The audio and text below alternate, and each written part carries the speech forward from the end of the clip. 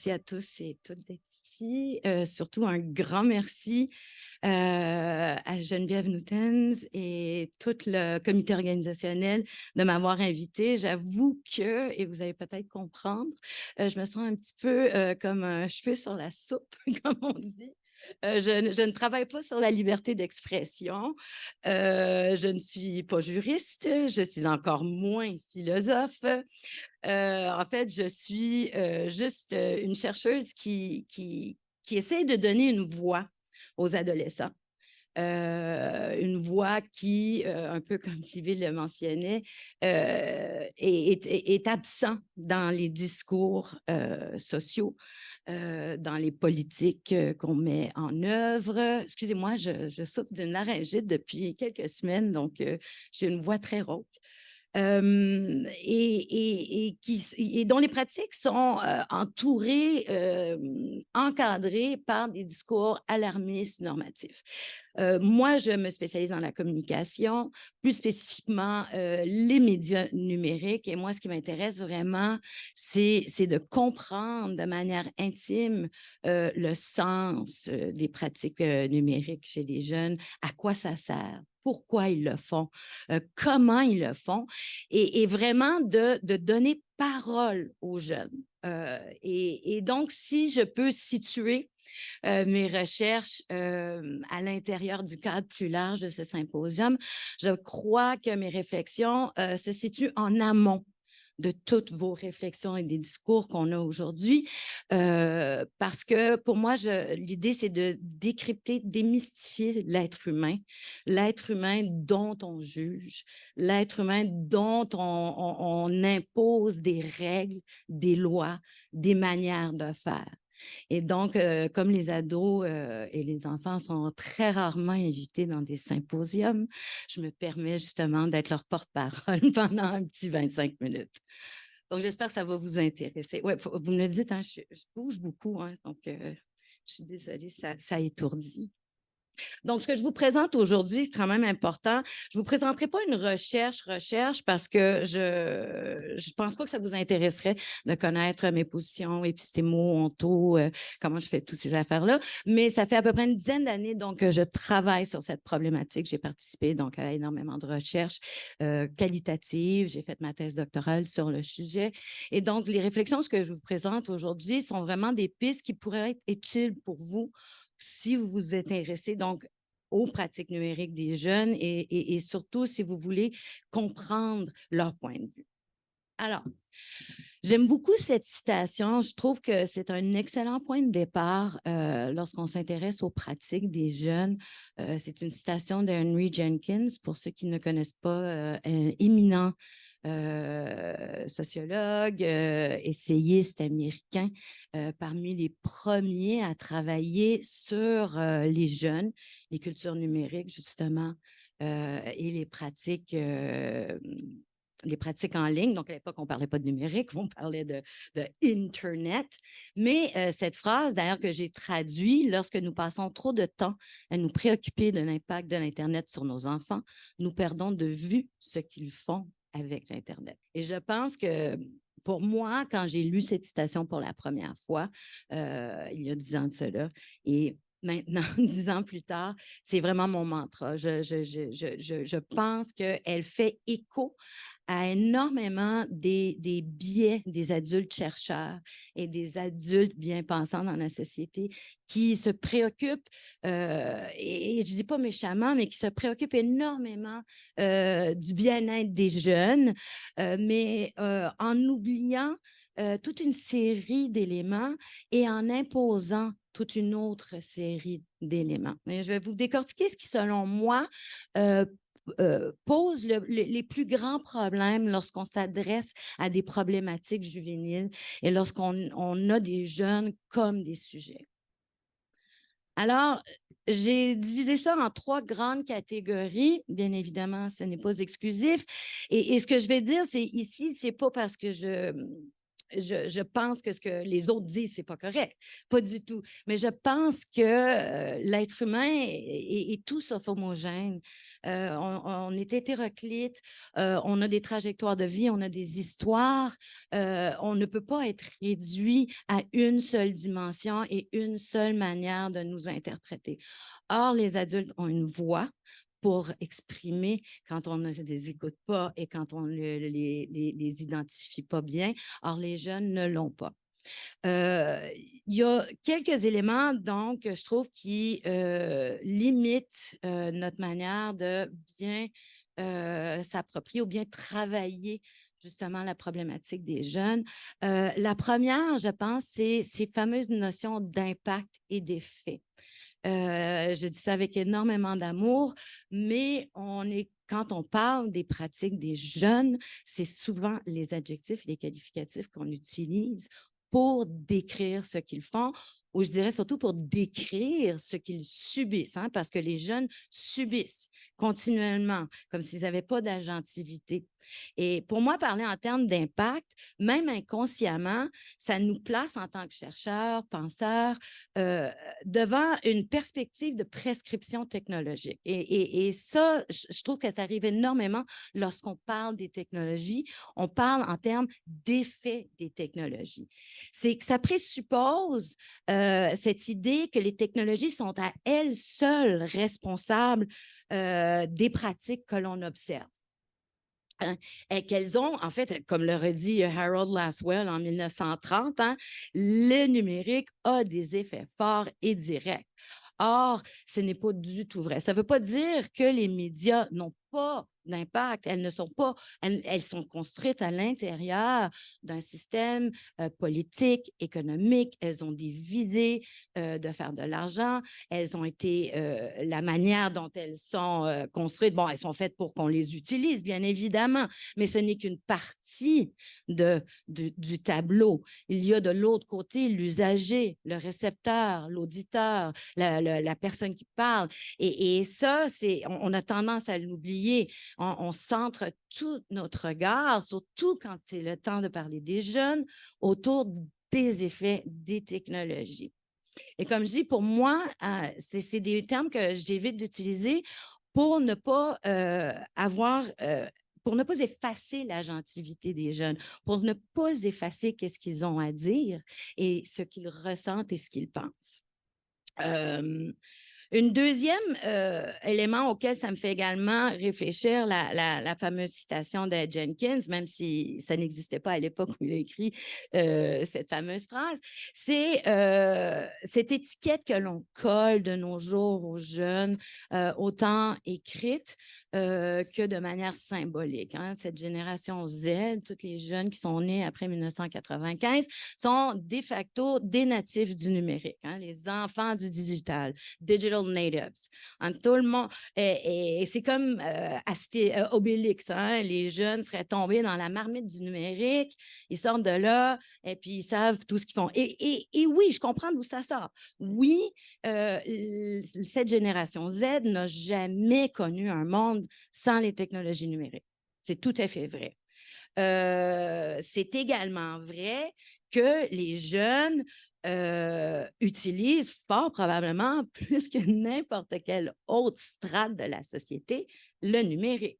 Tout à fait. Quoique les adultes, on n'est pas loin. Hein? On a cette tendance, en tant qu'adulte, de s'imaginer qu'on n'est pas souvent devant nos écrans. Mais je peux vous assurer que les adultes sont tout autant devant leurs écrans que les jeunes.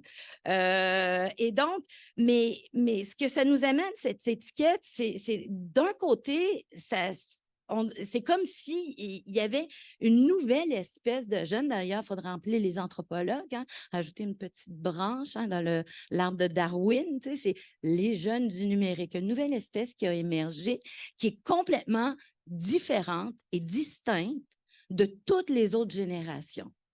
Hein, c'est comme il y a une préhistoire et une post-histoire. Hein, il y a le pré-numérique et le post-numérique. Et du coup, ça nous amène... Oh, wow! Regarde ce que tu m'as fait faire. Du coup, Mais ça nous amène à avoir cette posture que la réalité des jeunes d'aujourd'hui, leur vie quotidienne, elle n'émerge ou elle n'est que façonnée autour de leur relation avec le numérique et leur relation avec tout ce qui se passe dans ce monde ici. Or, je pense que c'est très important de rappeler que être actif en ligne, hein, ça ne signifie pas pour autant que toute la vie des adolescents se passe en ligne. Il faut elles vivent des riches relations avec leur père, hors ligne. Le contexte de vie est extrêmement important. La culture, la famille, les amis, les pairs, l'environnement en sont tous des dimensions qui sont autant, sinon beaucoup plus significatives dans la vie des jeunes. Et ça nous surprend en tant qu'adultes parce qu'on a toujours ce biais, ce biais d'adulte chercheur que le jeune, tout ce qu'il fait, c'est en ligne. Hein? Puis là, on va faire plein de règles, puis on va les empêcher d'être en ligne, puis là, on va régler tous les problèmes. Hein? Il n'y aura plus d'harcèlement parce qu'on a coupé les cellulaires à l'école. Puis il n'y aura plus d'intimidation parce qu'ils n'ont pas le droit d'être en ligne à la maison. Et c'est faux. Je veux dire, l'intimidation, l'harcèlement, le sexting, on appelle le sexting, mais bon, ce dont on parlait plus tôt ce matin, justement, la violence faite aux femmes, etc., l'Internet n'a pas inventé ça. Du tout, du tout, du tout. Et les jeunes en sont très conscients. D'ailleurs, quand Legault a passé sa loi justement pour interdire les cellulaires, je suis retournée voir ma gang de jeunes. Genre, on a fait des petites tables rondes autour de ça. Puis ils ont tous dit, mais ils ne comprennent pas du tout qu'est-ce qu'on fait avec les cellulaires. Et donc, on se retrouve souvent hein, dans cette. Donc premièrement, personnellement, moi, j'élimine les termes impact et effet. Ensuite, j'élimine le terme natif du numérique. Finalement, et là, j'ai mis temps d'écran, mais j'aurais pu mettre tellement d'autres termes. La troisième posture, je pense, qui émerge justement des propos de Jenkins, ou enfin qui me font réfléchir, c'est cette posture, et je vais y revenir un peu plus tard, et qui découle en fait hein, de ce technodéterminisme, de cette natification du numérique des jeunes, etc. C'est que par défaut, ça nous amène à focaliser que sur les mauvaises pratiques. Et quand on parle des jeunes, on est toujours en train de parler de tout ce qui ne va pas bien. Je sais que ça vend plus de journal, dire cyberintimidation, cyberharcèlement, etc. C'est beaucoup plus intéressant que dire « Ah, les jeunes d'aujourd'hui ont de riches et saines conversations en ligne ». Ça ne vendra pas beaucoup de journal. En termes de clics et de likes, ce ne sera pas énorme. Or, c'est la majorité des cas. Et souvent, on va, et ça, c'est quelque chose qui, pour moi, pose toujours problème, c'est quand on prend un cas extrême et on en fait une généralisation chez les jeunes. Et ça me frappe. Et moi-même, des fois, j'ai tendance à faire ça aussi. Donc pour moi, c'est là encore cette capacité d'éviter ces biais chercheurs pour pouvoir nous sortir. Parce que, tu sais, au final, et là, ça, c'est le mot, là, je pensais, avec ton épistémologie, j'ai un mot ici que j'aime pas dire, pathologiser. Voilà, je me trompe à chaque fois. Ça nous amène à pathologie. Vous comprenez, je l'ai dit tantôt, ces comportements des jeunes. Et puis, ça nous amène, et d'ailleurs, c'est fascinant quand ça nous amène toujours dans le domaine de la santé. Et pourtant, moi, je suis pas en santé. Puis la plupart des chercheurs en communication, en sociologie, on n'est pas des médecins, on n'est pas tout ça. Et pourtant, on parle continuellement des pratiques des jeunes dans des termes de santé. Et pourtant, c'est des pratiques qui sont tout à fait normales. Si on enlevait le numérique, et puis on parlait juste de ce qu'ils font, qu'est-ce qu'ils font? Ils socialisent, ils jasent, ils apprennent, ils s'amusent, ils décrochent, ils découvrent, ils échangent, ils partagent. Mais alors, pourquoi c'est tout d'un coup, c'est mauvais quand on fait ça en ligne et quand on ne fait pas ça? Déjà, c'est épouvantable. Tu vois, je vais en aller pour l'heure. Donc, ce que je trouve qui est aussi important, donc, de tout ceci, les pratiques, moi, de ce que j'ai été capable d'observer, c'est que les pratiques des jeunes, et c'est là la grande difficulté, donc une fois qu'on a enlever ici tous ces éléments qui nous empêchent de regarder de manière beaucoup plus claire et objective les pratiques des jeunes, c'est qu'on se rend compte que les pratiques des jeunes, c'est extrêmement difficile à comprendre. Hein? Elles sont organisées, elles sont bricolées, elles sont formelles, informelles, éducatives, ludiques, communicationnelles, sociales, amicales. Elles sont tout ça à la fois. Hein? Elles sont rien de ça en même temps. Elles sont publiques, elles sont privées. Elles se font seules, elles se font avec les autres. Donc, déjà, quand on commence à dire « Ah, les jeunes, on va leur empêcher d'utiliser TikTok », mais c'est pas ça, les jeunes n'utilisent pas TikTok. Ils ont des pratiques formelles, donc c'est une chassée croisée qui est extrêmement complexe. Autre élément, et ça revient au déterminisme technologique dont je parlais, c'est que les pratiques des jeunes et les comportements des jeunes, elles ne sont pas que façonnées par la technologie. Oui, elles le sont, mais la technologie elle-même, elle est façonnée par les pratiques des jeunes. Et tout ça s'inscrit dans des contextes d'usage. Et donc, c'est un problème pas de deux dimensions, c'est une problématique qui est multidimensionnelle. Finalement, je pense que ça nous amène à, pour moi, quelque chose dont on parle toujours, on parle de bonnes pratiques ou de mauvaises pratiques. Alors, être un bon jeune, c'est faire ça. Être un mauvais jeune, c'est faire ça. On va faire des règles. Pas de cellulaire à l'école parce qu'un bon élève n'utilise pas un cellulaire. Et moi, premièrement, c'est extrêmement relatif. Qu'est-ce qui est bon, qu'est-ce qui n'est pas bon. Mais je pense que ça nous amène encore et ça nous garde encastrés dans cette dichotomie de et ou. C'est et, les pratiques sont et ou ou. Mais moi, je pense qu'il va falloir qu'on change notre manière de penser et qu'on commence à regarder les pratiques, pas juste des jeunes, mais de tout le monde, surtout avec le numérique, comme du et ou à la fois. On est et quelque part ou quelque part en même temps. Bon, on pourra en rediscuter. C'est un de mes petits affaires. Je ne veux pas prendre trop de temps, mais j'en ai pourquoi. Pourquoi les jeunes sont en ligne? Mais quand on leur demande, quand on pose sa question, c'est pas pour harceler, c'est pas pour être intimidé, c'est pas forcément non plus comme parlait Sybille ou même Marie-Ève. C'est pas des intentions de ce style-là. On va être là parce que nos amis sont là. On va être là parce que ça nous permet de nous inscrire dans des groupes, ça nous permet de décrocher, ça nous permet d'en savoir sur plus de sujets. On n'a pas besoin d'y croire pour pouvoir aller s'informer. Et souvent, en tant qu'adulte, on confond like avec, et Sybille en parlait aussi, on confond regarder quelque chose avec adhérer à ce propos-là. Or, les jeunes sont curieux. C'est dans leur nature. Ils vont aller voir tout ce que les gens leur proposent. Finalement, les pratiques, elles font sens. Souvent, j'entends dire « Ah, le jeune, il ne fait rien, on perd notre temps. C'est du temps vide, 3 heures sur TikTok. » C'est faux.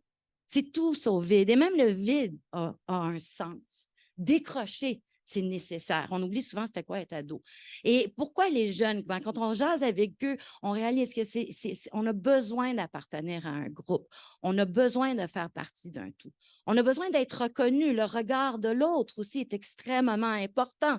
Hein, et l'Internet est souvent un miroir où on teste des choses. On a besoin de partager des expériences. Et on a besoin de liberté. On oublie que les jeunes ont très peu de liberté. On parle de liberté dans un symposium d'un point de vue adulte. Les jeunes n'en ont pas ou très peu. Et le numérique est un des rares espaces où ils peuvent justement avoir un sentiment de liberté et d'autonomie. Et la plupart du temps, on a juste envie de leur enlever tout ça pour qu'ils restent à la maison comme de sages petits sœurs. Donc, pour moi, l'Internet et les pratiques, ça fait partie de grandir. Je termine ici. L'idée, c'était juste de vous offrir des pistes de réflexion. Les numériques, il n'y a pas un numérique, il y a des numériques. C'est des lieux de découverte, de socialisation, de partage. Les pratiques sont à la fois variées et fluides, donc c'est très difficile de réglementer. Bonne chance, je ne suis pas juriste, alors je vous laisse tout ça. Faire attention avec bon et mauvais. Et ne pas oublier que, contrairement à nous, pour eux, c'est un monde, c'est un espace, l'Internet, le numérique. C'est comme leur chambre à coucher. Et ça, c'est très important. C'est comme rentrer dans la chambre d'un enfant puis dire, je vais changer toute la décoration de ta chambre, je vais tout faire sans te poser la question, et puis tu vas aimer ce que je fais. Or, je pense que ça ne fonctionnera pas. Là, j'arrête. Mais on pourra en rediscuter. Merci beaucoup de votre patience et de votre intérêt.